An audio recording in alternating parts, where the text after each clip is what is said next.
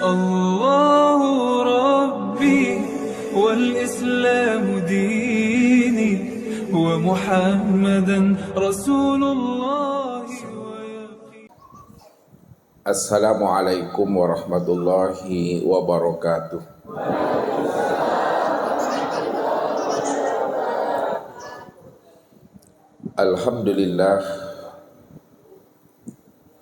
Alhamdulillahilladzi nawwir qulubana binuri ma'rifati wal yakin wa adkhilna ma'al awliya'i wassolihin. Wassalatu wassalamu ala sayyidina Muhammadin nabiyyi sayyidil mursalin wa ala alihi wa sahbihi rasulillahi ajma'in. Wa qala Allahu ta'ala fil Qur'anil Karim, a'udzu billahi minasyaitonir rajim, bismillahirrahmanirrahim. Sanurihim ayatina fil afaq wa bi anfusihim hatta yatabayyana lahum annahul haq wa bil ardi ayatul lil muqinin wa fi anfusikum afala tubsirun. Sadaqallahul azim. Bapak Ibu, saudara-saudaraku jamaah Tauhid Rabbani Mungko-mungko Bengkulu, para muhibbin dan para pencari Tuhan yang dirahmati Allah. Sebagai seorang ahlul kasab yang Allah berikan kepadanya ilmu laduni, maka wajib bagi dirinya untuk mampu dan bisa membaca yang tersurat dan mengkaji yang tersirat. Bahwa sesungguhnya diri kita ini adalah alamat untuk mengenal dan menyaksikan Allah yang wujud dan nyata pada diri ini. Bahwa sesungguhnya Tuhan yang kita cari itu tiada lain adalah diri kita sendiri. Bahwa diri kita ini bukanlah diri kita, akan tetapi diri kita inilah nyatanya akan diri Allah itu. Begitulah kita mampu untuk menyikapi dan memahami bahwa sesungguhnya diri kita ini adalah mir'atillah, cermin untuk memandang wujud nyatanya diri Allah. Begitulah Allah menjelaskan di dalam hadis qudsi tentang rahasia kita ini. Khalaqal insan ala suratir rahman. Bahwa sesungguhnya insan itu adalah gambaran untuk memandang rupanya Ar-Rahman. Ar-Rahman itu tiada lain adalah Allah itu sendiri. Wa khalaqa Adam kasuratihi, dan dijadikan Adam itu juga sesuai dengan gambaran rupa Allah itu sendiri. Jikalaulah Adam dan diri kita ini adalah cermin untuk memandang nyatanya akan Allah, itu artinya apabila seorang hamba yang telah mampu mengenal dan memahami akan hakikat rahasia dirinya adalah alamat untuk memandang akan nyatanya rupa diri Allah, maka disitulah dia mampu mengenal Allah itu dengan pengenalan sempurna zahir dan batin. Jikalau kita telah mampu mengenal Allah sempurna zahir dan batin, maka inilah orang-orang yang tahu jalan pulang dan kembali kepada Allah sebelum datangnya ajalnya, sebelum habisnya usia umurnya meninggalkan alam dunia atau alam syahada ini. Inilah orang yang selamat itu, Bapak Ibu. Jadi orang yang selamat dunia, selamat pula akhiratnya. Itu adalah orang yang telah mengenali akan sejati dirinya, bahwa dirinya itulah wujud nyatanya diri Allah itu. Bukankah Allah itu cuma yang wujud satu-satunya? Jikalaulah Allah itu wujud satu-satunya, itu maknanya bahwa tidak ada diri yang lain selain daripada dirinya.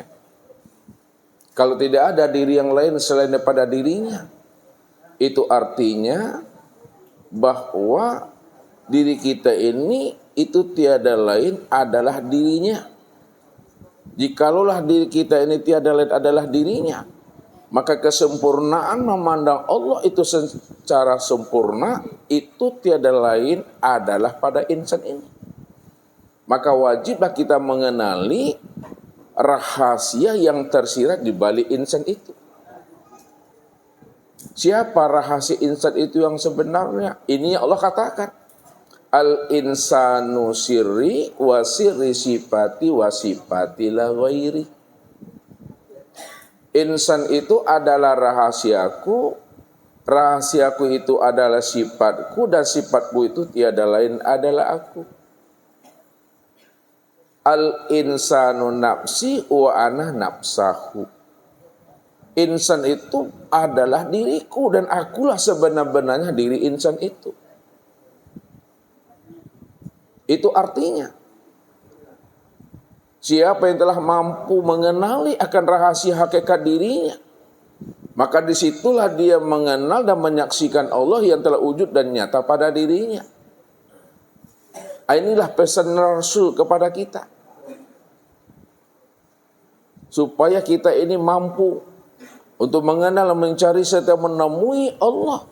Bahwa Allah yang kita kenal, Allah yang kita temui, dan Allah yang kita cari itu tiada lain adalah diri sendiri.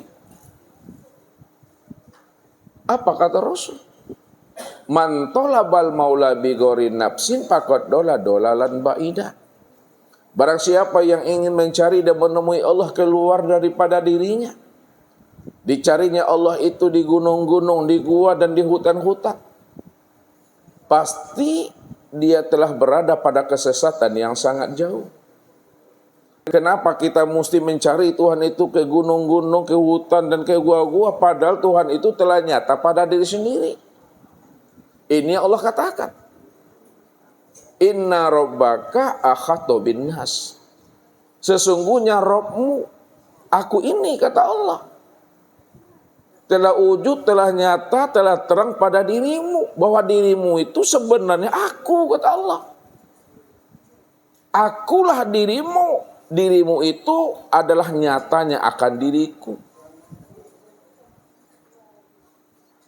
Maka disinilah seorang arifin menyampaikan kalam itu dengan bahasa bersayap, bahasa kias. Apa kata mereka? Bahwa dirimu bukanlah dirimu, akan tetapi dirimu adalah bentuk lain daripada rupa diriku. Akulah dirimu, dirimu itulah nyatanya aku. Maka jikalau Allah telah mengutarakan itu kepada diri kita, maka inilah yang disebut namanya orang arifin. Inilah yang dikatakan orang yang ma'rifat.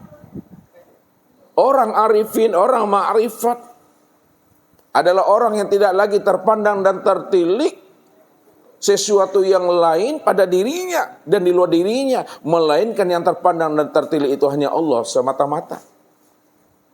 Disitulah Allah menjelaskan, ala innahu bikulli syai'in muhit. Ketahuilah, kata Allah, karena aku yang wujud, karena aku yang nyata satu-satunya, wujud nyatanya aku itu sudah meliputi segala sesuatu, dan segala sesuatu itulah nyatanya aku. Lalu bagaimana untuk melihat dan menyaksikan wujud nyatanya Allah pada alam dan pada diri? Untuk melihat wujud nyatanya Allah pada alam dan pada diri, inilah pesan Rasul kepada kita. Innakum satarawna rabbakum iyana. Sesungguhnya Allah yang kamu lihat itu, Allah yang kamu saksikan itu adalah Allah yang nyata dan lebih nyata dari segala yang nyata. Kalaulah pandangan zahir ini mampu memandang segala yang nyata, maka Allah itu lebih nyata lagi dengan pandangan zahir dan apa yang dilihatnya dari segala yang nyata ini. Karena dialah yang nyata, dialah yang wujud pada segala yang nyata. Dan segala yang nyata itulah nyatanya akan dirinya. Tapi walaupun Allah itu nyata, Bapak Ibu, lebih nyata daripada alam, lebih nyata daripada diri kita ini. Ingat kata Rasul, kamu tidak akan pernah mampu untuk memandang dan menyaksikan akan diri yang maha nyata itu, kecuali kamu keluar dari dirimu. Benar-benar kamu berada dalam keadaan mati. Karena orang yang keluar daripada dirinya, orang yang mau mematikan dirinya, dialah orang yang mampu memandang dan menyaksikan Allah yang maha nyata itu. Apa kata Rasul? Innakum lan tarabbakum hatta tamutu, mutu qabla an tamutu. Kamu tidak akan pernah bisa melihat dan menyaksikan Allah yang maha nyata itu, kecuali kamu mati. Oleh karena itu kata Rasul, matikalah dirimu sebelum ajalmu datang. Matikan dirimu sebelum habisnya usia umurmu. Matikan dirimu sebelum ruh itu melepaskan akan cangkangnya. Tentunya mati yang dimaksudkan oleh baginda Rasul, Bapak Ibu, bukanlah mati secara syariat. Kalau mati secara syariat itu adalah ruh melepaskan cangkangnya. Ruh melepaskan tubuh jasmani ini. Maka tidaklah semua orang yang mati secara syariat yang mampu mengenal dan menyaksikan Allah. Karena yang dimaksud oleh baginda Rasul, melihat dan menyaksikan Allah itu mesti mati. Mati yang dikatakan Rasul bukanlah mati secara syariat, tapi mati secara makna hakikat. Mati secara makna hakikat itulah sebenarnya orang yang mampu melihat dan menyaksikan Allah. Apa makna? Mati secara makna hakikat adalah orang yang mampu melihat dan menyaksikan Allah. Maksudnya Bapak Ibu, matikan kesadaran dan keakuan dirimu yang merasa dirimu itu wujud dan bersifat. Kalau tidak ada lagi keakuan dirimu, tidak ada lagi kesadaran dirimu yang merasa wujud dan bersifat, maka disitulah kamu mampu melihat dan menyaksikan Allah, bahwa Allah yang kamu saksikan itu tiada lain adalah diri sendiri, namun diri sendiri bukanlah nyatanya akan dirimu.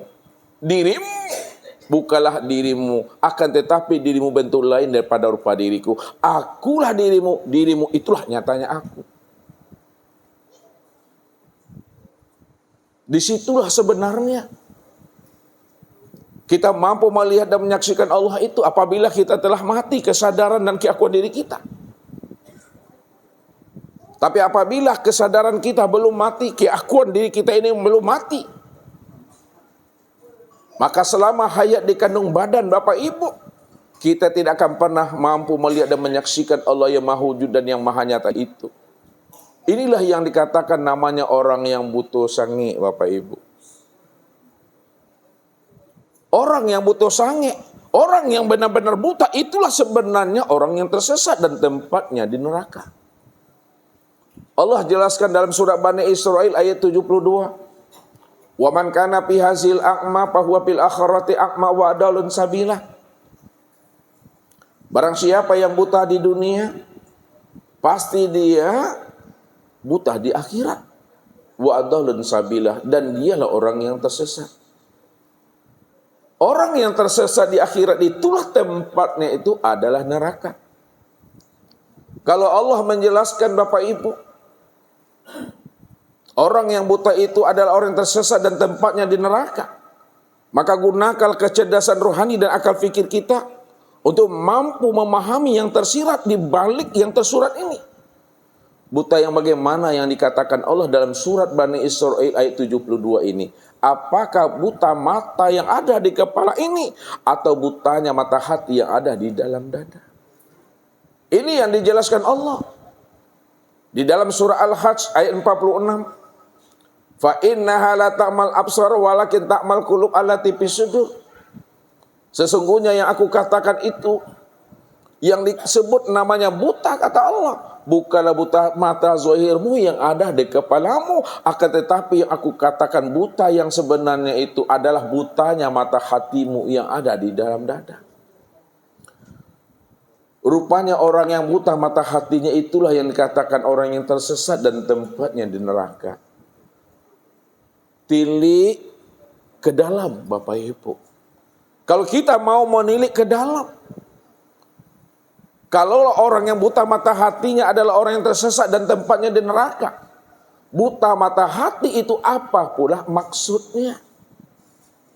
Butanya mata hati yang dikatakan orang yang tersesat dan tempatnya di neraka itu maknanya Bapak Ibu, siapa yang tidak mengenal Allah yang wujud dan nyata pada dirinya,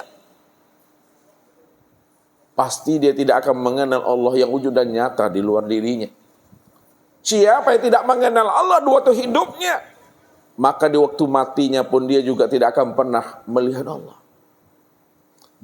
Siapa yang tidak mengenal Allah di dunia ini, maka di akhirat pun dia juga tidak akan pernah mengenalkan Allah. Rupanya orang yang tidak mengenal Allah itulah yang dikatakan buta sange itu, Bapak Ibu. Orang yang benar-benar buta itu. Inilah orang yang tersesat. Inilah orang yang dalam keadaan zulumat.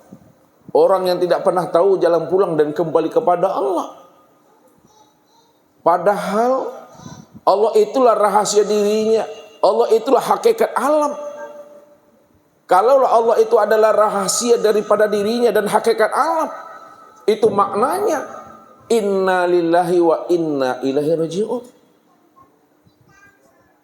Bahwa sesungguhnya kita ini asalnya Allah, pasti pulang dan kembali kepada Allah. Makna yang terdalamnya, asal diri Bapak Ibu itu adalah Tuhan, pasti pulang dan kembalinya tetap jadi Tuhan.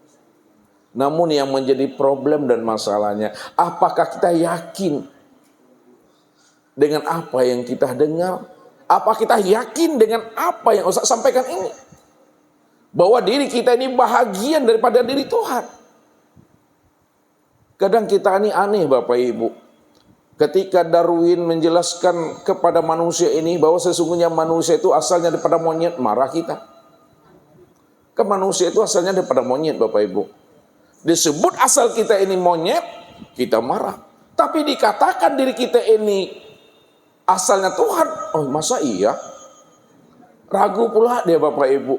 Lalu asal kita siapa lagi? Padahal Allah katakan, wa ja'alu lahu min ibadi juz'an, bahwa sesungguhnya dirimu itu bahagian daripada diriku. Bahagian daripada diriku itu tiada lain adalah aku, itu kata Allah. Memangnya ada yang wujud yang lain lagi selain daripada Allah?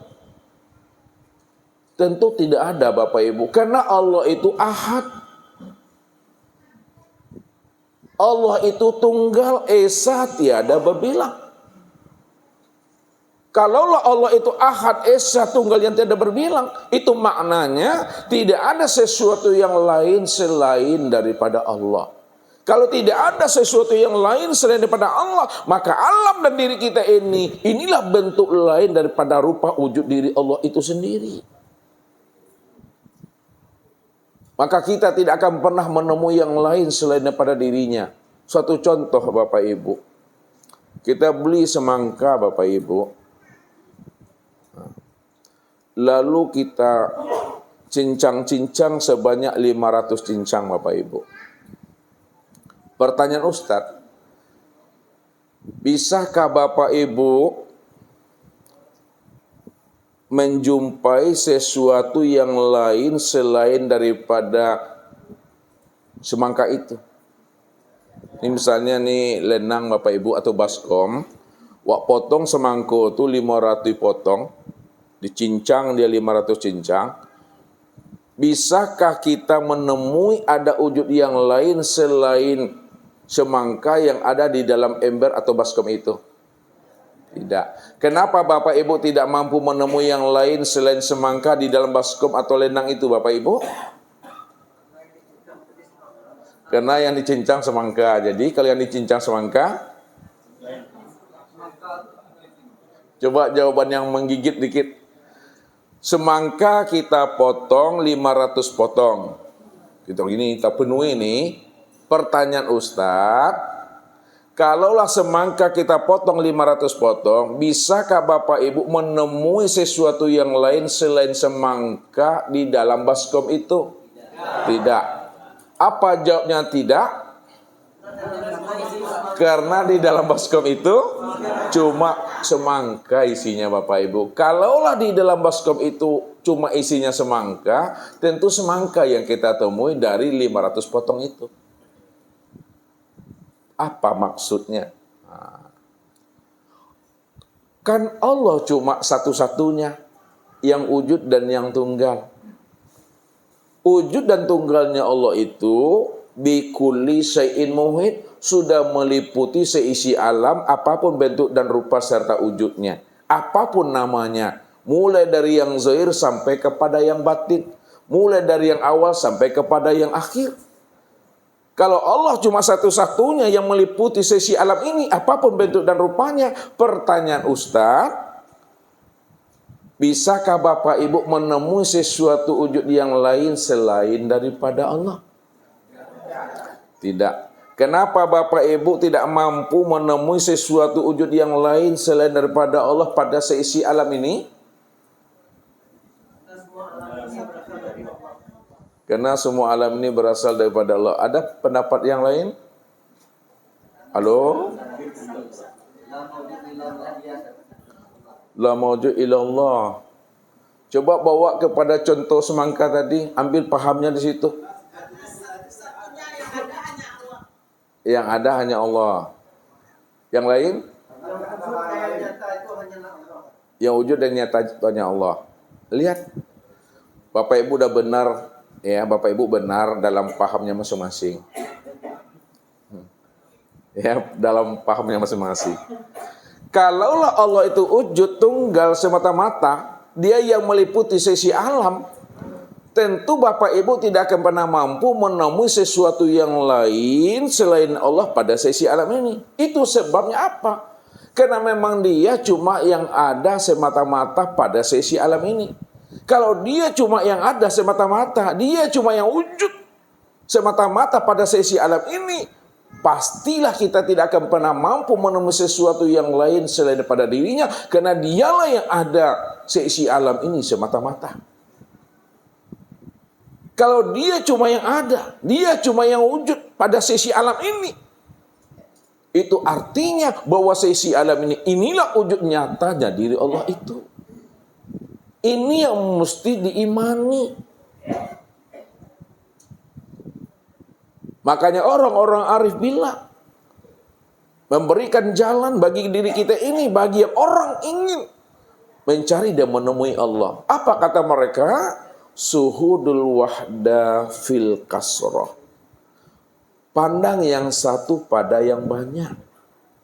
Yang satu itu adalah Allah, yang banyak itu adalah sesuatu. Maksudnya bahwa Allah lah yang wujud semata-mata pada segala yang ada ini.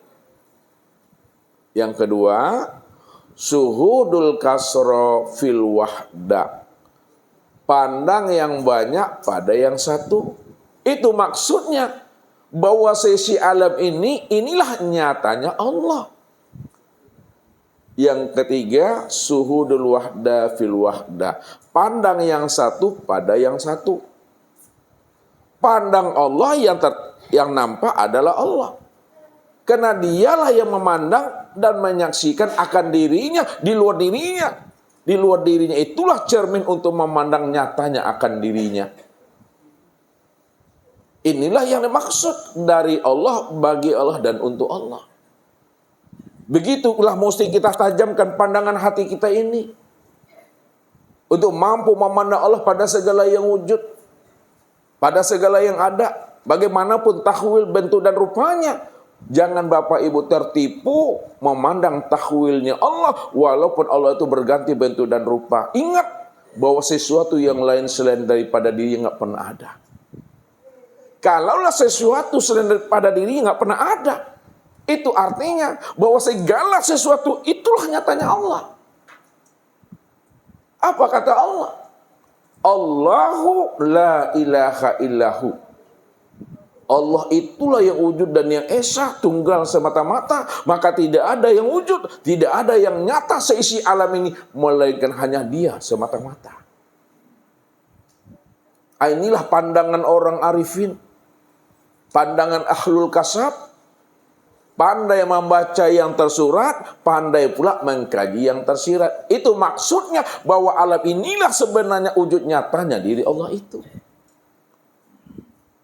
Maka siapa yang tidak mampu memandang Allah pada segala bentuk dan rupa, maka itulah yang dikatakan namanya orang yang buta, pandangan yang tidak bernilai ibadah. Pandangan yang tidak bernilai ibadah, itulah pandangan yang berdosa. Apa kata Rasul? Man nazaru ila syai'in malam yarallaha fihi fahuwa batil. Barang siapa yang mampu memandang kepada sesuatu, apakah kepada ayahnya, ibunya, suaminya, istrinya, anak cucu dan menantunya, kepada jemaahnya, teman dan sahabatnya, kepada ustadznya, tapi dia tidak mampu memandang Allahnya yang wujud dan yang nyata pada ayah, ibu, suami, istri, anak cucu, menantu, itulah pandangan yang berdosa. Pandangan yang berdosa itu adalah pandangan yang tidak terpandang Allahnya dari apa yang dipandang oleh matanya. Padahal Allah itu lebih nyata daripada pandangan mata ini. Kalau mata ini nyata, maka Allah itu lebih nyata lagi daripada pandangan mata ini.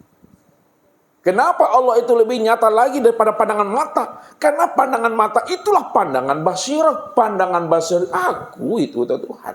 Balil insanu ala nafsi basirah. Siapakah yang melihat pada matamu itu? Siapakah yang mendengar pada telingamu itu? Siapakah yang berkata pada lisanmu itu? Kalau bukan aku, kata Allah. Karena inilah yang dikatakan wujudullah. Inilah yang dikatakan namanya ainullah. Jadi yang dikatakan wujud Allah itu adalah diri ini Bapak Ibu, dari ujung rambut sampai ujung kaki. Kalau ini adalah wujudullah, maka dialah yang melihat pada mata, dialah yang mendengar pada telinga, dia yang berkata pada lisan, dia yang mengetahui pada akal, dia yang berkehendak pada hati, dia yang kuasa pada kaki, dia yang hidup pada jiwa, nyata pada hidupnya, disebut namanya dengan napas itu. Inilah pandangan yang kasar. Pandangan yang tidak terpandang lagi wujud yang lain selain daripada dirinya. Apabila tidak lagi terpandang wujud yang lain selain daripada dirinya, maka selamatlah kita dunianya, sukseslah akhiratnya kita itu. Orang yang lepas daripada syirik. Makanya syirik itu Bapak Ibu, taubahnya sama seperti semut hitam yang berjalan di atas batu yang hitam pada kegelapan malam. Saking hitamnya semut hitam yang berjalan di atas batu yang hitam pada kegelapan malam, tidak mampu kita memandang dan meniliknya Bapak Ibu. Saking halusnya perbuatan syirik itu, tidak sadar kita bahwa syirik itu telah masuk dalam akal pikir kita. Syirik itu telah masuk dalam relung-relung hati kita. Syirik itu telah masuk ke dalam ibadah sholat kita. Syirik itu telah masuk ke dalam ibadah puasa, zakat, haji, dan ibadah-ibadah yang lainnya. Maka makna syirik itu yang sebenar-benarnya, yang dikiaskan oleh Nabi seperti semut hitam yang berjalan di atas batu yang hitam dalam kegelapan malam. Yang dikatakan syirik yang sesungguhnya Bapak Ibu, apabila masih ada keakuan dan kesadaran diri kita yang merasa kita ini ada, merasa kita ini yang hidup, merasa kita ini yang melihat dan mendengar, berkata, mengetahui, berkuasa dan berkehendak. Disitulah letaknya syirik itu. Wujuduka dzanbun, adanya pengakuan dirimu itu adalah dosa. Itu yang disebut namanya dengan syirik. Maka supaya lepas kita daripada kesyirikan, maka hendaklah kita mampu memandang Allahnya di atas segala-galanya. Jangan sampai terpandang ada wujud yang lain selain daripada dirinya. Kalau tidak lagi terpandang wujud yang lain selain daripada dirinya, disitulah kita lepas daripada kesyirikan itu. Inilah orang yang berada dalam keadaan fitrah, orang yang telah kembali mengenali akan sejati dirinya, bahwa sesungguhnya sejati diri Bapak Ibu itu tiada lain adalah Allah Azza wa Jalla. Untuk lebih jelas dan pahamnya sejati diri kita ini yang sebenar-benarnya, maka tunggulah pesan-pesan berikut ini. Jadi kalau kita ingin lepas daripada syirik Bapak Ibu, jangan sampai terlihat akan keakuan diri Bapak Ibu. Kalau tidak lagi terlihat akan keakuan diri Bapak Ibu yang berjalan, maka disitulah lepasnya kita daripada perbuatan syirik itu. Itu artinya, bawalah diri Tuhan itu kemana-mana. Jangan kita itu membawa diri kita. Kalau kita membawa diri kita, itu artinya telah ada keakuan dan kesadaran diri kita. Bukankah Allah katakan, bila engkau adalah engkau, maka engkau tak kenal aku. Bila engkau bukanlah engkau, engkau pasti kenal aku. Maka disinilah Allah katakan, Siapa yang datang menghadap aku dengan amalnya, amalnya akan aku hisap, akan aku perhitungkan. Dan siapa yang datang menghadap aku dengan ilmunya, ilmunya juga akan aku minta pertanggungjawabannya. Dan siapa yang datang menghadap aku dengan ma'rifatnya, ma'rifatnya juga akan aku tanya, benarkah ia mengenal aku atau tidak, kata Allah. Tapi siapa yang datang menghadap aku dengan membawa diriku, itu adalah urusan aku. Itu adalah hak aku. Maka amalnya tidak aku hisap, ilmunya tidak aku minta pertanggungjawabannya, dan ma'rifatnya juga tidak aku tanya. Makanya supaya amal kita tidak dihisap, ilmu kita tidak diminta pertanggungjawaban, dan ma'rifat kita juga tidak ingin ditanya, maka bawalah diri Allah itu. Jangan merasa kitanya yang beramal. Jangan kita merasa kitanya yang berilmu. Jangan kita merasa kitanya yang makrifat. Yang beramal, yang berilmu, dan yang bermakrifat itu adalah aku, kata Allah. Karena dirimu itu hanyalah cermin untuk memandang wujud nyatanya diriku. Khalaqal insan ala suratir rahman. Aku jadikan dirimu itu sebenarnya adalah gambaran rupa daripada aku sendiri yang bernama Ar-Rahman itu. Wa khalaqa Adam kasuratihi, dan dijadikan Adam itu juga adalah kesempurnaan untuk memandang rupa diriku. Disitulah Adam itu maknanya tiada.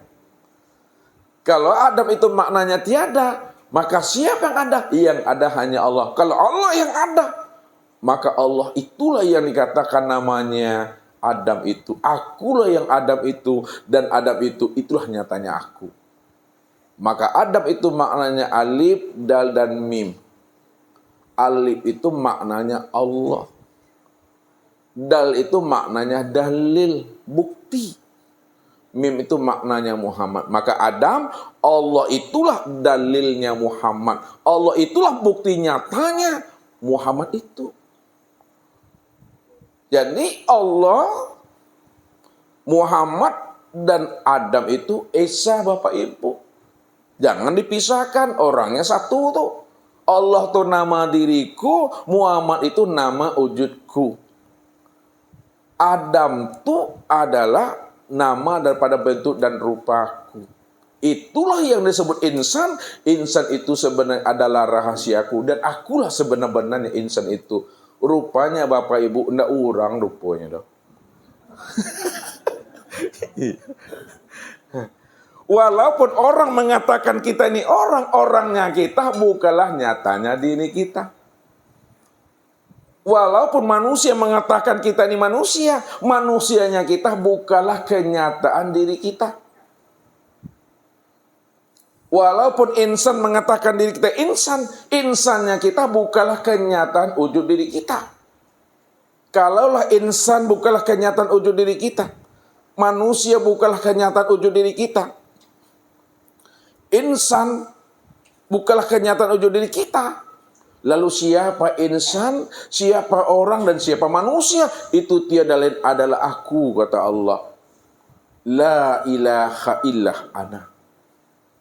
Tidak ada yang wujud, tidak ada yang nyata pada orang, pada manusia, pada insan, melainkan yang nyata pada orang, pada manusia dan insan, illa ana, melainkan aku, kata Allah. Ini yang mesti kita pahami. Tahwil Allah itu, tajalli Allah itu. Kalau kita sudah memahami tahwil dan tajalli Allah dalam bentuk rupa yang berbeda, wujud yang lain, insya Allah pandangan hati Bapak Ibu tetap selalu tertuju memandang Allahnya dari apa yang kita pandang ini. Maka ini yang akan usah antarkan.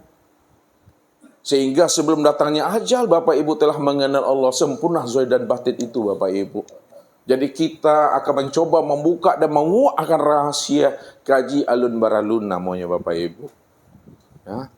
Alun nado di Riau alai. Jangankan di Riau, Bapak Ibu. Alam semesta belum ada. Jangankan alam semesta belum ada, aras luh kursi mahfuz juga belum ada. Jangankan aras luh kursi mahfuz belum ada, sorga dan neraka pun juga belum ada. Jangankan sorga dan neraka belum ada, nur saja juga belum ada. Jangankan nur belum ada, namanya saja juga belum ada. Lalu siapa yang ada? Yang ada itu adalah si Maha Ada. Kata-kata si Maha Ada juga belum ada. Itulah yang membuat paning aku tuh. Ya inilah dijelaskan Allah. Hal ata alal insan hinu minad dahri lam yakun say'an mazkura. Telah datang kepada dirimu satu masa dari waktu yang tidak pernah bisa disebut. Kenapa tidak bisa disebut? Karena dia belum dikenal. Kenapa dia belum dikenal? Karena nur belum ada, alam belum ada. Kalau alam belum ada, maka dia belum bisa dikenal dan diceritakan Bapak Ibu. Inilah artinya ketika itu disebut namanya masa ghaibul ghuyub namanya. Allahu Rabbi wal Islamu dini wa Muhammadan Rasulullah.